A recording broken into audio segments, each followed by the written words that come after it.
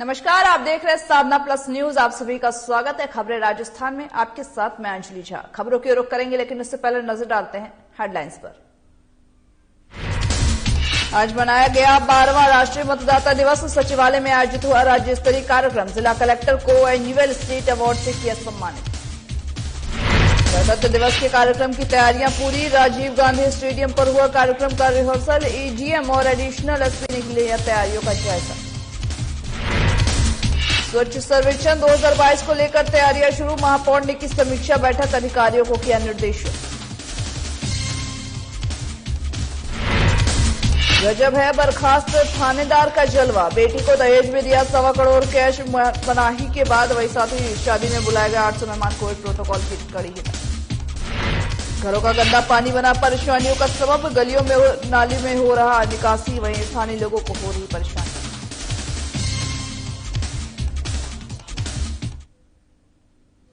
Bulletin की शुरुआत करते हैं। खबर हनुमानगढ़ से है, जहां निर्वाचन संबंधी कार्यों में महत्वपूर्ण योगदान को लेकर के 12वें राष्ट्रीय मतदाता दिवस पर हनुमानगढ़ जिला कलेक्टर नतमल डीडेल को एनुअल स्टेट अवार्ड से सम्मानित किया गया है। बता दें कि जयपुर शासन में सचिवालय में मंगलवार को यह आयोजित किया गया था, जहां पर राज्य स्तरीय समारोह में राज्य निर्वाचन आयुक्त प्रेम सिंह मेहरा द्वारा डीडेल को इस अवार्ड से सम्मानित किया गया है। कोरोना महामारी को ध्यान में रखते हुए राज्य स्तरीय पर सम्मान पाने वाले अधिकारियों और कर्मचारियों में से केवल 7 अधिकारियों को जयपुर में राज्य स्तरीय कार्यक्रम में सम्मानित किया गया है। शेष सभी को जिला स्तरीय कार्यक्रम में सम्मानित किया गया है।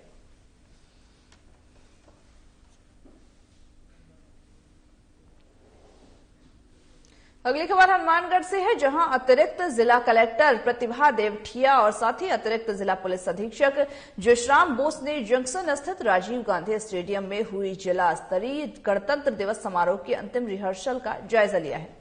इस दौरान संबंधित अधिकारियों को आवश्यक दिशा निर्देश दिए गए हैं। इस अवसर पर अतिरिक्त जिला कलेक्टर और एडिशनल एसपी ने परेड और सांस्कृतिक कार्यक्रमों को देखा है और साथ ही साथ कार्यक्रम के दौरान ही कोविड गाइडलाइंस की पालना के सुनिश्चित भी कराए हैं और साथ ही उसके दिशा निर्देश भी दिए हैं। वहीं अतिरिक्त जिला कलेक्टर प्रतिभा देवठिया ने बताया है कि जिला स्तरीय समारोह में कोरोना गाइडलाइंस की पालना सुनिश्चित करते हुए जिला स्तरीय समारोह में चिकित्सा विभाग की ओर से कार्यक्रम स्थल पर आगंतुकों के लिए थर्मल स्कैनिंग और साथ ही साथ मास्क और हैंड सैनिटाइजर की पर्याप्त व्यवस्था की जाएगी। यहाँ पर आपको बता दें कि जिला कलेक्टर द्वारा ये सभी जंक्शन की कल जो प्रोग्राम्स होने वाले, कल कार्यक्रम होने वाले, उसको लेकर के स्टेडियम में जिला स्तरीय गणतंत्र दिवस समारोह की अंतिम रिहर्सल आज से, जिसके तहत ये सभी निर्देश दिए गए हैं कि गणतंत्र दिवस का समारोह भी मनाया जाएगा। उसके साथ साथ जो कोविड गाइडलाइंस है उसका भी खास तौर पर ध्यान रखा जाएगा।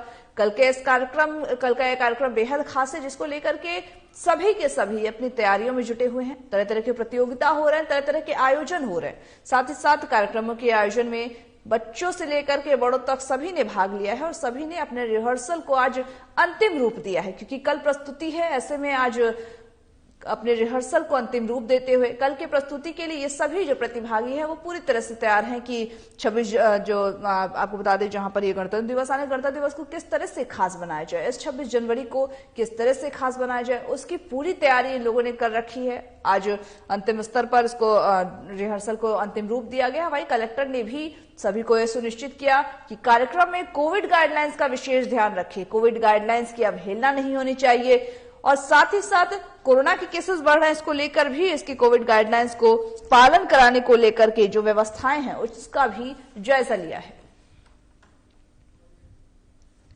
कल 26 जनवरी गणतंत्र दिवस का जो कार्यक्रम है उसकी पूरी तैयारियों के लिए आज यहाँ स्टेडियम में सभी इकट्ठे हुए। श्रीमान जिला कलेक्टर महोदय आज एक खुशखबरी भी है सभी के लिए कि 25 जनवरी को आज मतदाता दिवस पर राज्य स्तर पर सम्मानित हो रहे हैं, तो वे वहाँ हैं और इस पूर्व तैयारियों का जायजा एडीएम मैडम ने लिया। और कल गणतंत्र दिवस का आयोजन है, जिसमें 8:30 बजे सभी कार्यालयों में और 9 बजे यहाँ स्टेडियम में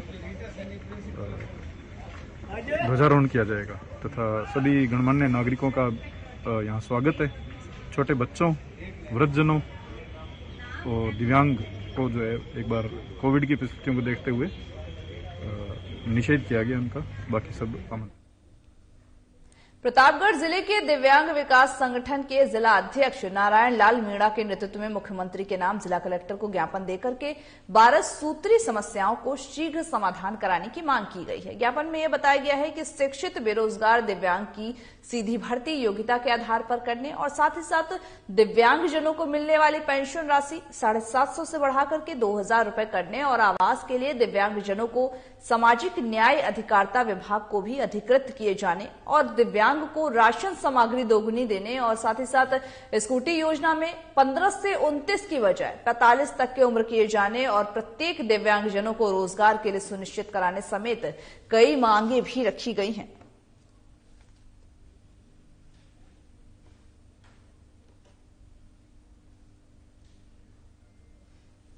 यहाँ पर आपको बता दें कि तमाम मांगों को लेकर के ये 12 सूत्री समस्याओं के समाधान करने की मांग की गई है, जिसमें कि शिक्षित और बेरोजगारी जो भी बेरोजगार और दिव्यांगों को जो भत्ता दिया जाता था सीधी भर्ती योग्यता के लिए भी कहा गया और साथ ही साथ जो दिव्यांगजनों को पेंशन मिलती थी उसको भी बढ़ाने की मांग रखी गई है। तमाम तरह की मांग रख करके दिव्यांगजनों को सामाजिक न्याय मिले और साथ ही साथ दिव्यांगों को राशन सामग्री दोगुनी की जाए ताकि उनकी जो मदद है वो हो सके। उसको लेकर के जिला अध्यक्ष नारायण लाल के नेतृत्व में मुख्यमंत्री के नाम का ये ज्ञापन सौंपा गया है ताकि जो समस्याएं लोगों को सामने आ रहा है, जो समस्याओं का सामना लोग कर रहे हैं, उसे लेकर के उसका समाधान किया जा सके।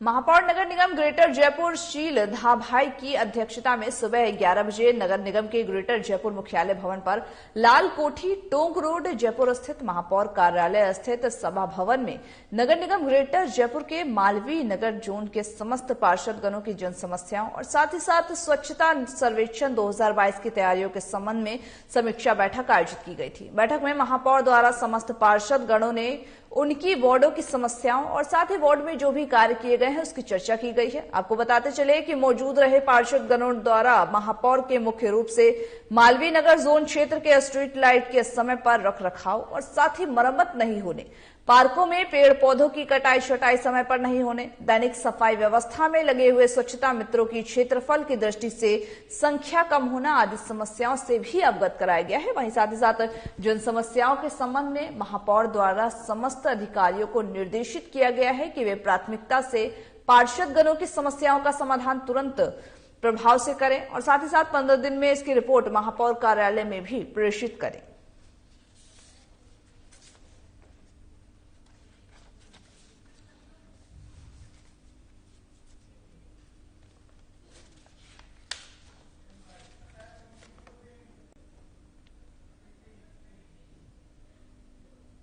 वैसे तो शादी में दहेज देना और लेने दोनों ही कानूनी जुर्म है, लेकिन लोग अपनी शान और शौकत दिखाने के लिए दहेज देते हैं। ऐसा ही एक मामला राजस्थान के भरतपुर से सामने आया है, जहां पर एक बर्खास्त थानेदार ने अपनी बेटी की शादी में 1,15,01,01 रुपए का दहेज दिया है। इतना ही नहीं, इस शादी में कोरोना गाइडलाइंस की खुलेआम धज्जियां उड़ाई गई हैं, जिसके बाद यह शादी सुर्खियों में आ गई है। आपको बताते चले कि शादी बर्खास्त थानेदार अर्जुन गुर्जर की पुत्री दिव्या कुमारी की थी और साथ ही साथ उज्जैन कस्बे की तियापट्टी कॉलोनी में 23 जनवरी को यह शादी आयोजित की गई थी।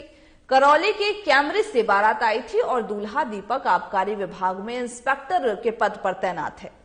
बारात के स्वागत सत्कार के बाद कन्या पक्ष की ओर से बारातियों को 511 रुपए और एक पगड़ी बतौर मिलनी थी। वहीं साथ ही शादी समारोह में सरकारी रोक के बाद भी करीब 800 लोग इसमें शामिल हुए, लेकिन प्रशासन ने कोई कार्रवाई इस पर नहीं की। वह भी तब जबकि नदवई विधायक जोगेंद्र सिंह आवाना, उज्जैन प्रधान हिमांशु आवाना, पूर्व विधायक घनश्याम मेहर और साथ ही पूर्व विधायक ब्रजेंद्र सुपा के पुत्र दिनेश सुपा समेत इसमें कई तमाम जो जाने माने लोग हैं वो इस कार्यक्रम में मौजूद थे। इसके बावजूद भी स्थानीय प्रशासन ने वहां पर भीड़ जुटने दिया और कलेक्टर आलोक रंजन ने कहा इस पर कि शादी के बारे में मुझे इस बारे में जानकारी नहीं थी, वीडियो के बारे में इस बारे में पता चला। वहीं आपको बता दें, साथ ही कहा गया कि इस मामले में तहसीलदार और एसडीएम से इसकी रिपोर्ट मांगी गई है और कहा गया है कि शादी में कोरोना गाइडलाइंस का उल्लंघन किया गया है तो नियमानुसार इस पर कार्रवाई की जाए।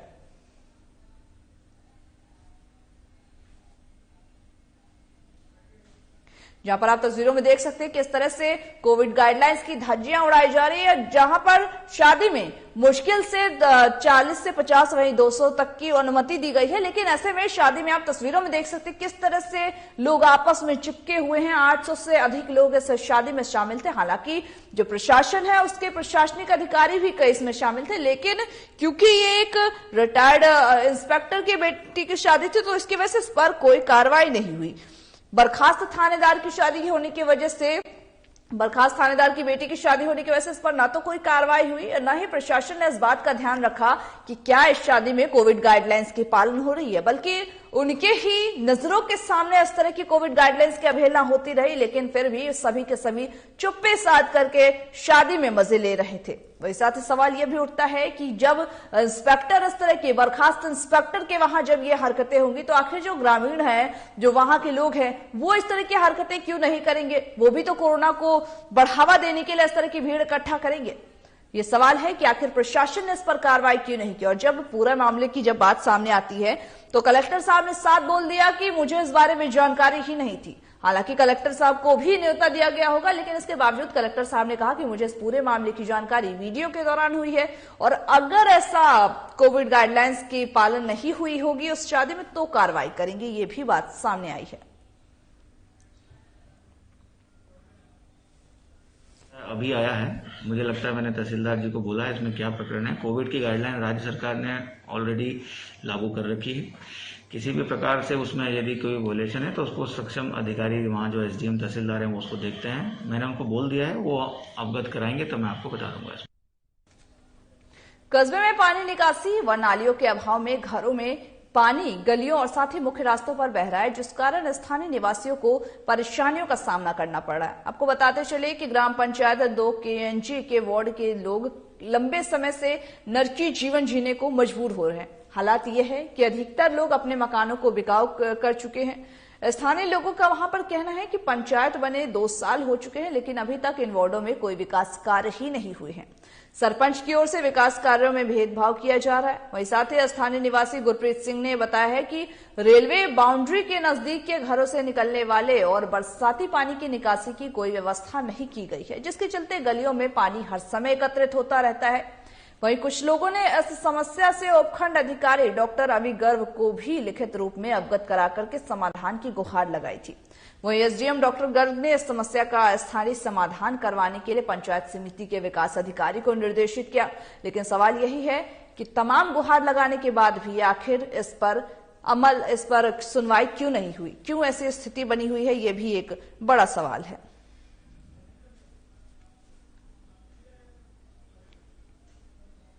यहाँ पर आप तस्वीरों में देख सकते हैं कि किस तरह से यहाँ पर नालियों से पानी निकल रहा है। ऐसे में आखिर जो लोग हैं वो कैसे अपने जीवन को बिताएंगे, वो भी एक बड़ा सवाल है। जबकि ये जो ग्रामीण है वो जगह जगह पे सभी अधिकारियों से इस बात की गुहार लगा चुके हैं, लेकिन अधिकारी खाना पूर्ति कर चले जाते हैं और जो वहां पे पंचायत के जो लोग हैं वो भी इस मामले में कुछ भी कहने को तैयार नहीं है, ना तो इस मामले का कोई भी हल निकल पा रहा है। लेकिन सवाल तो यही है कि आखिर इन ग्रामीणों को कैसे ये जिएंगे, क्या इस गंदे नाली के पानी में वो रहेंगे, ये एक बड़ा सवाल है। आखिर प्रशासन जो नींद में सोई हुई है वो कब जागेगी।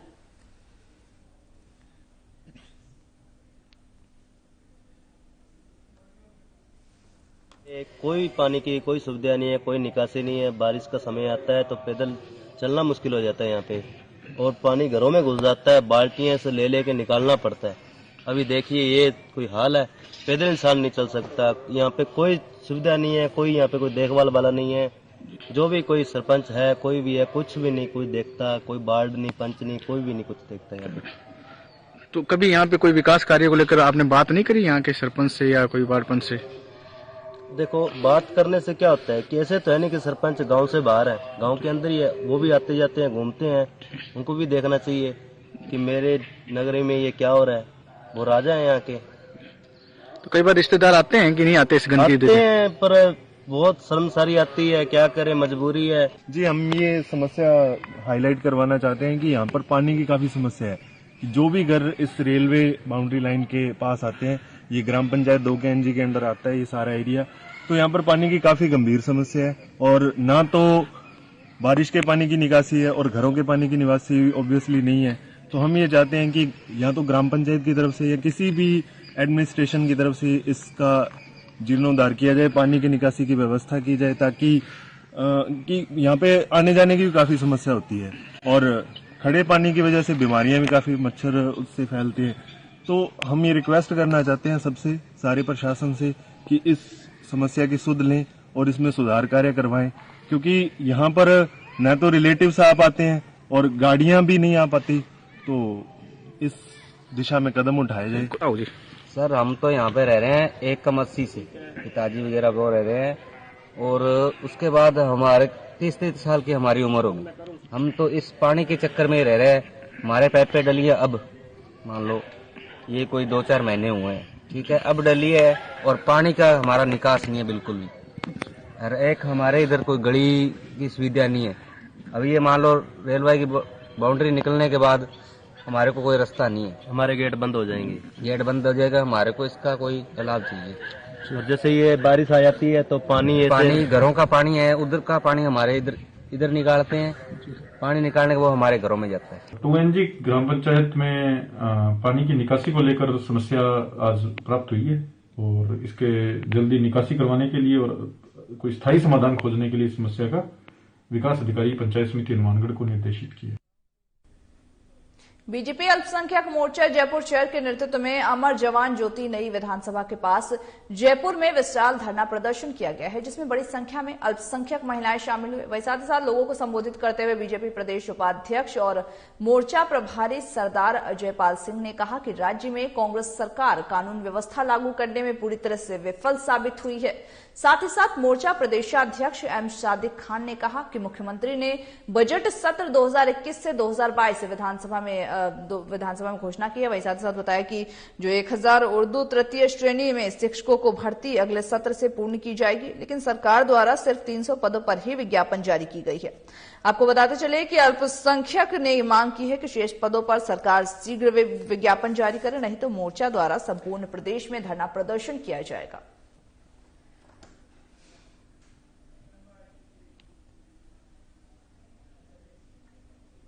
लंबे समय तक चले किसान आंदोलन में जीत हासिल करने के बाद पहली बार हनुमानगढ़ पहुंचने पर किसान नेता डॉक्टर सौरभ राठौर हनुमानगढ़ पहुंचे हैं, जहां भगत सिंह चौक के इलाके के जनप्रतिनिधियों, किसान मजदूर प्रतिनिधियों के द्वारा 51 किलो की फूलों की माला पहना करके उनका स्वागत किया गया है। इस मौके पर किसान नेता डॉक्टर सौरभ राठौर ने कहा कि किसान मजदूर विरोधी काले कृषि कानूनों के खिलाफ लगातार दो सालों से देशव्यापी किसान आंदोलन चल रहा है, जो कि केंद्र की मोदी सरकार को उसके आगे घुटने टेकने पड़े और तीनों काले कानूनों को लोकसभा और राज्यसभा से रिपील करना पड़ा। लेकिन किसान आंदोलन को अभी सिर्फ स्थगित किया गया है, क्योंकि काले कृषि कानूनों की वापसी के साथ साथ जो एमएसपी पर खरीद की गारंटी का कानून सहित अन्य मांगे भी अभी बकाया है और इसीलिए आंदोलन निरंतर जारी रहेगा। वहीं राठौर ने यह भी कहा कि एमएसपी पर खरीद की गारंटी का कानून बनना अभी भी बाकी है। इसके साथ ही साथ लखीमपुर खीरी में जो किसानों की बेरहमी से हत्या की गई थी, उस मामले में केंद्रीय मंत्री का इस्तीफा भी अभी बाकी है। वहीं किसान आंदोलन के दौरान ही किसानों पर दर्ज हुए मुकदमे अभी पूरी तरह से वापस नहीं हुए हैं, इसलिए सभी मांगे पूरे होने तक आंदोलन अनवरत जारी रहेगा। वहीं राजस्थान में किसानों की जो जमीन की नीलामी हो रही है, उसके मुद्दे पर भी राठौर ने बोलते हुए कहा कि किसानों की जमीन को किसी भी हालत में नीलाम नहीं होने दिया जाएगा। इसके लिए भी बड़े आंदोलन की जल्द ही रूपरेखा तैयार की जाएगी।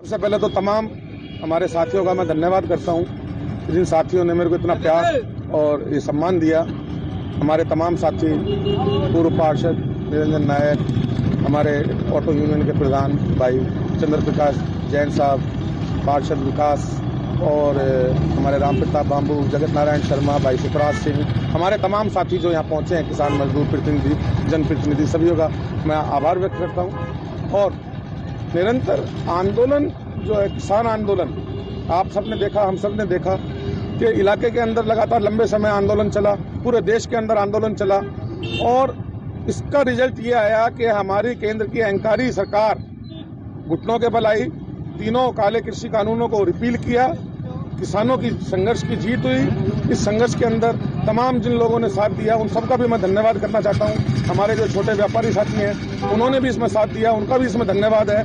और आज यहाँ इस प्यार को देने के लिए, सम्मान को देने के लिए मैं तमाम साथियों का शुक्रिया अदा करता हूँ। बामनवास उपखंड अधिकारी रतनलाल योगी के नेतृत्व में मतदाता दिवस के उपलक्ष्य में कोविड गाइडलाइंस की पालना करते हुए एक मीटिंग का आयोजन किया गया था, जिसमें उपखंड क्षेत्र बामनवास के 10 बीएलओ को प्रशंसा पत्र और शील्ड देकर के उन्हें सम्मानित किया गया। वहीं साथ ही बीएलओ ने उपखंड कार्यालय में गोपनीयता की शपथ ली है। उसके बाद सभी को खंड अधिकारी रतनलाल योगी के द्वारा प्रशस्ति पत्र और शील्ड देकर के सम्मानित किया गया। साथ ही साथ यह भी बताया गया कि 2 बीएलओ जिला लेवल से सम्मानित होने के लिए चयनित हुए हैं। इन सभी के द्वारा ही निर्वाचन विभाग के सभी कार्यों को समय पर संपादित किए जाने व साथ ही कार्य की जो गोपनीयता है उसको बनाए रखने को लेकर के इन सभी को सम्मानित किया गया है।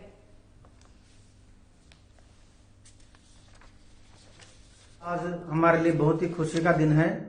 आज 12वां राष्ट्रीय मतदाता दिवस राज्य सरकार के दिशा निर्देश के अनुसार, निर्वाचन विभाग के दिशा निर्देश के अनुसार बूथ लेवल पर, ब्लॉक लेवल पर, जिला स्तर पर सभी और राज्य स्तर पर सभी स्तरों पर राष्ट्रीय मतदाता दिवस मनाया जा रहा है। ये राष्ट्रीय मतदाता दिवस समारोह मनाया जा रहा है।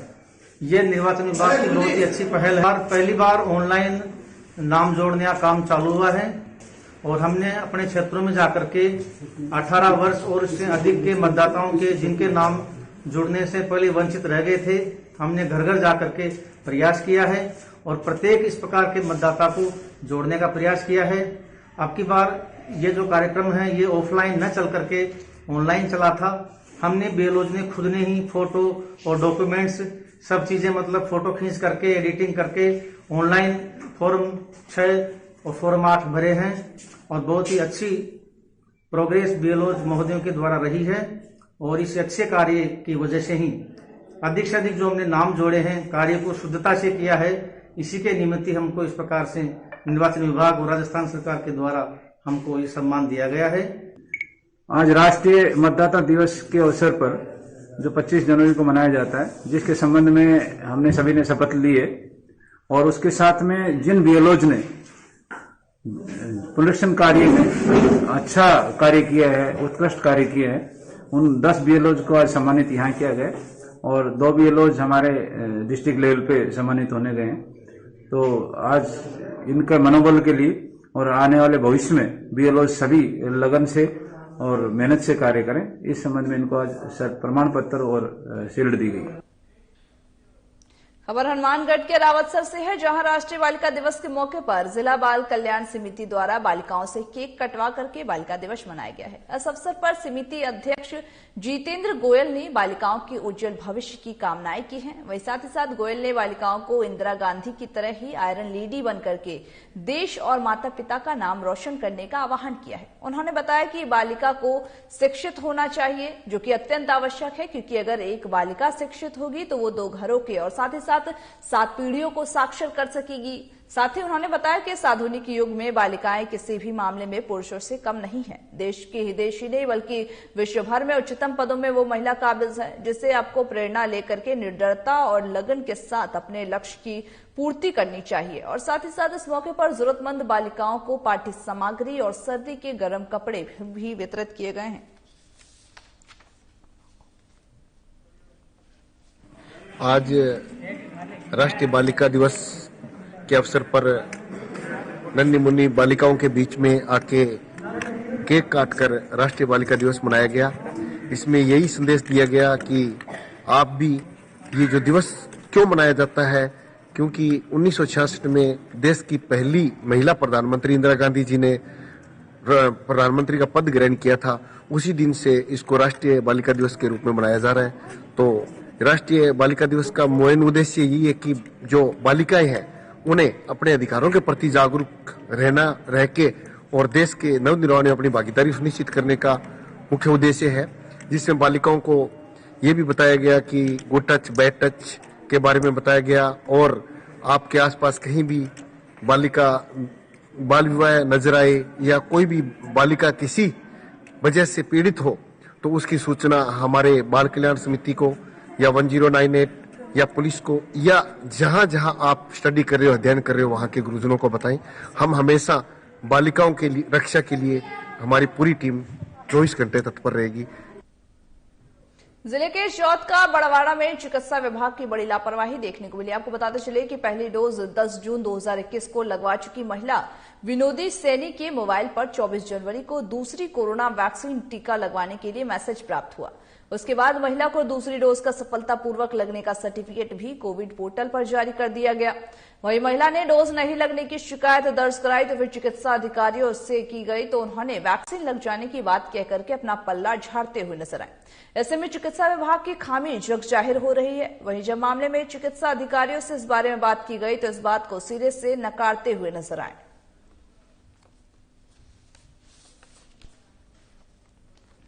मैसेज आ गया सर, इसको मैं कंप्यूटर ऑपरेटर से चेक कराऊंगा। ये एक्चुअली कैसा है कि जो सेकंड डोज की ड्यू लिस्ट हमने दी हुई है सभी सीएचए को, अपने अपने क्षेत्र की ड्यू लिस्ट दी हुई है, तो गलती से अगर किसी ने उसको चढ़ा दिया तो इसी कारण से वो मैसेज आ सकता है। दूसरा तो कोई रीजन नहीं है, इसकी हम तुरंत जांच कराएंगे और जिसके किसी में मैसेज आया है तो वो टीका लगवाने पधारे हैं, उनकी टीका लगवा दिया जाएगा। करौली के सपोटरा इलाके में मां की ममता के शर्मसार होने वाला मामला सामने आया है, जहां पर वे न तो मां के आंचल में खेल पाए और न ही मां की ममता को वो समझ पाए। इससे पहले ही एक मां ने अपने ही हाथों से अपने अंश को मौत के आगोश में सुला दिया।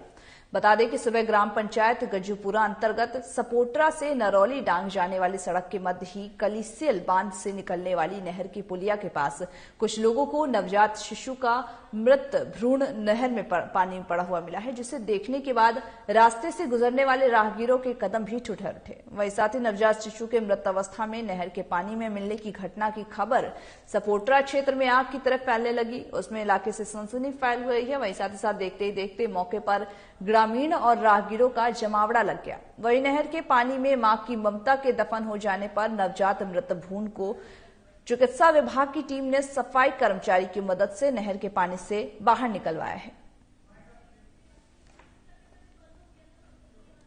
खबरें राजस्थान के हमारे इस बुलेटिन में बस इतना ही। मुझे दीजिए इजाजत और तमाम बाकी खबरों के अपडेट्स के लिए बने रहिए हमारे साथ और देखते रहिए साधना प्लस न्यूज।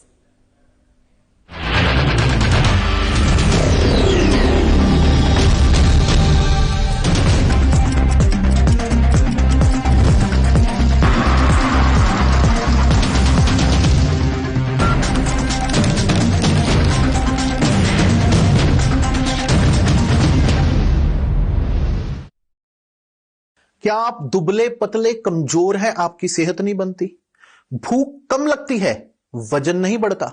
दरअसल मेन बात खाना पीना खाना नहीं है, मेन बात है खाया पिया लगना। और अगर